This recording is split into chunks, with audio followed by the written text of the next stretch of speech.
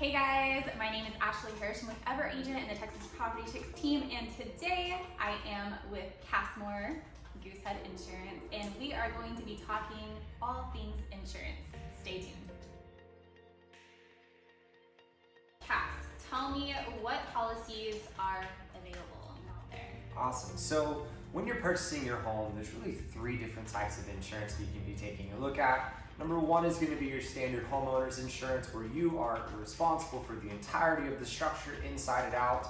Number two is going to be a rental property or an investment property for you, meaning you are still responsible for the inside and out, but you are not living there permanently. And then lastly, famous in Galveston is our condo insurance policy. You are only responsible for the interior of these homes. Easiest way to think of it, the HOA policy is going to be the sandbox that rebuilds the outside. My policy is the one that refills it with sand on the inside for you. I love that. Okay, so tell me, what is, I guess, your favorite? So when we're looking at it in Texas, there's really two different forms that you can ride on.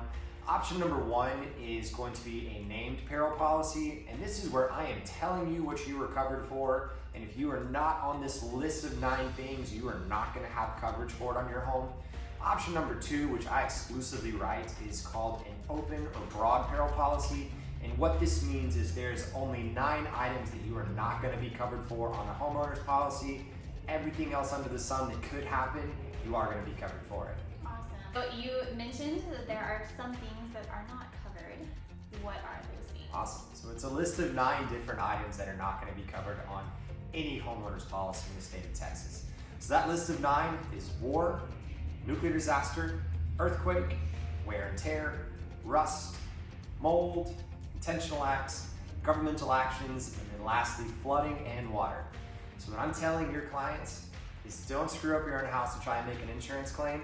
Outside of that, you are going to be covered for it. So you're telling me that water isn't covered in Texas? Well, kind of, sort of. So what we're really looking at is this is one of our endorsements that we can actually buy back. Now, not all of these coverages are available with every carrier. That's why you're going to give me a call and I'll make sure we get you taken care of. So number one is going to be sudden and accidental water damage. What this is going to cover you for is if you have a pipe explosion that causes water to go everywhere. You go to the grocery store, you come home 6 inches of water in the house, that's what this covers you for. The next is sewage and wastewater backup. This is nasty sewage black water that comes from outside the house to inside the house, or water that comes up and over a sink, a toilet, a bathtub, and or a drain for you. So imagine you're cooking up a nice dinner in your kitchen, and all of a sudden you got water that's coming up everywhere. What the heck is going on? This is what this endorsement is going to cover you for. The last 2 go hand in hand. Number one is foundation water coverage. What this covers you for is a leak that causes your foundation to bulge under your home, and then insurance would rip and replace the foundation. You just fix the in-between. Out-of-pocket cost for you about $20,000 to $25,000. That's why insurance will cover you up to $25,000 or higher. And then lastly is my rare coverage in the state of Texas. It's called slow and continuous leakage or seepage. What this will cover you for is you have a water leak that you do not know is happening inside of your house, possibly behind the master shower. It's leaking into the walls for 6 months, huge mess everywhere. Your AC drip pan, because you're not cleaning it out every 6 months, comes up and over and it runs down the walls of your home. That's what this line of coverage is going to cover you for.